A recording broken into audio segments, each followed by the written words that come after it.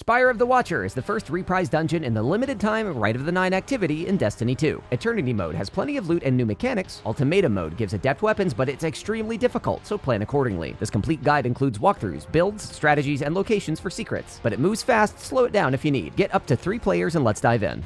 Arctrician is a buff that lasts 30 seconds. Kill a conduit minotaur and step in its dropped pool of energy to get the buff. While active, outgoing damage will power up circuit nodes. Each powered node extends the buff timer by 5 seconds. Yellow circuit nodes are connected by a yellow cable on either side and must be powered up in linear sequence. The first node has a junction box with arrows pointing towards the cable. Power up the starting node and follow the cable to the next node. Power up all nodes on a cable to complete the circuit. If you're having trouble finding the right nodes, launch the Explorer difficulty for practice with waypoints on each circuit. Boot sequence shapes determine the order in which yellow circuits must be completed. Yellow starting nodes have matching holographic shapes. Follow the boot sequence from top to bottom by completing yellow circuits in the shown order. If there are multiples of the same shape in a sequence, nodes with that shape may be completed in any order. Red circuit nodes are clusters of 4 or 5 nodes connected by red cables. One random node is open at a time. Power it up to open the next random node. Activate all nodes within 10 seconds to complete the circuit. Ultimatum Mode has additional modifiers. Each player has 1 revive token per encounter. Not Swap depletes ability energy when switching ammo types or exotics, and the fixed difficulty gives most orange bar enemies 1-hit kills.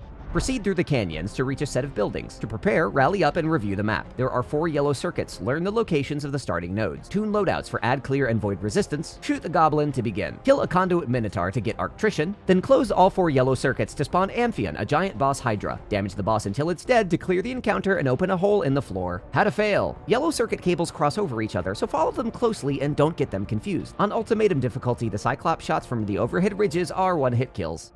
Jump down the hole and exit through the door by the upper left scaffolding. Crawl through the tunnels until you reach a hallway. Turn left and jump up the ledges to reach a large open area with enemies and metal underhangs. Clear the area and cross the small platforms to the other side. Turn left around the giant concrete pillars to find the first secret chest. Then backtrack, push towards the new enemies, and turn right. Past the enemies, the first of 2 collectibles is up here. Jump around the column, drop down, and ride up the grav lift. Turn left and climb the shaft to reach SPIRE ASCENT is the first encounter. To prepare, tune loadouts for add clear, jumping, and high single target damage. Climb up the ledges and kill the conduit minotaur on the opposite side of the spire to begin.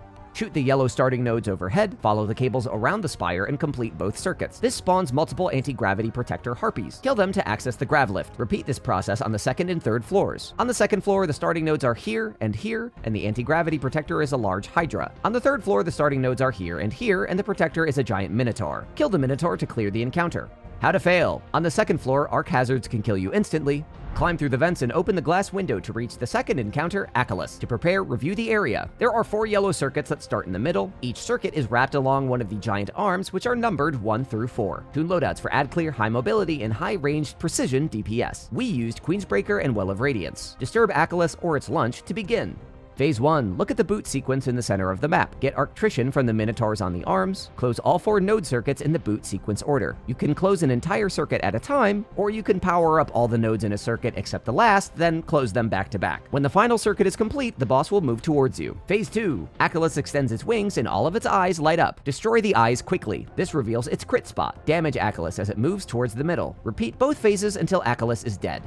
How to fail. Harpies, minotaurs, and goblins do big damage. Leaving them alive during the damage phase can get you killed. Failing to destroy all of AKELOUS's eyes will skip a damage phase. When AKELOUS reaches the middle, it sends out a giant pulse. Stand back to avoid getting pushed off the map. Completing the circuits in the wrong sequence begins a 30-second wipe timer. Activate the correct circuit to stop it and resume the encounter. If AKELOUS is not killed in 3 phases, it will enrage and the fire team will wipe.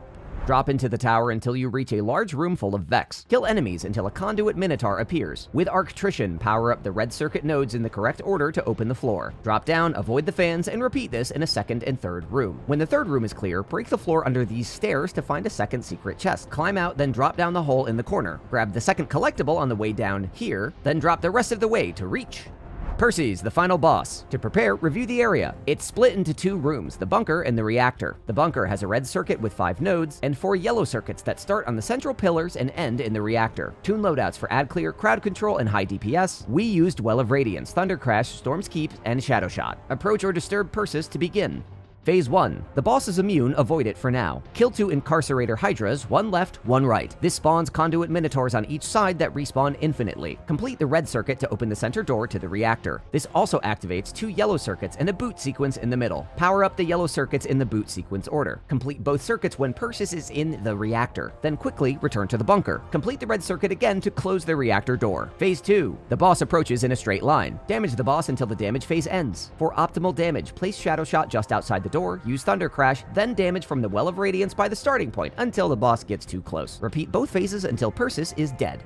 How to fail! Persis attacks are very deadly. Pull its aggro by shooting it to lure it around the map. Supplicants are deadly, explosive, and can surround you very quickly. After opening the reactor door, Vex Seekers will spawn overhead that will detain you if they hit you. If the yellow circuits are completed while Persis is not in the reactor, you will skip a damage phase. If Persis is not killed in 3 phases, it will enrage and the fire team will wipe. On ultimatum difficulty, Supplicants, Minotaur melees, and boss attacks are all one-hit kills. That's your quick guide to Spire of the Watcher and Rite of the Nine. If these fast endgame guides are helpful, spread the word. I'm streaming all week and we'll be covering all 3 Rite of the Nine dungeons. And I've got guides for every raid, dungeon, and grandmaster in the game. So we'll see you next time. Get hunting, Guardians.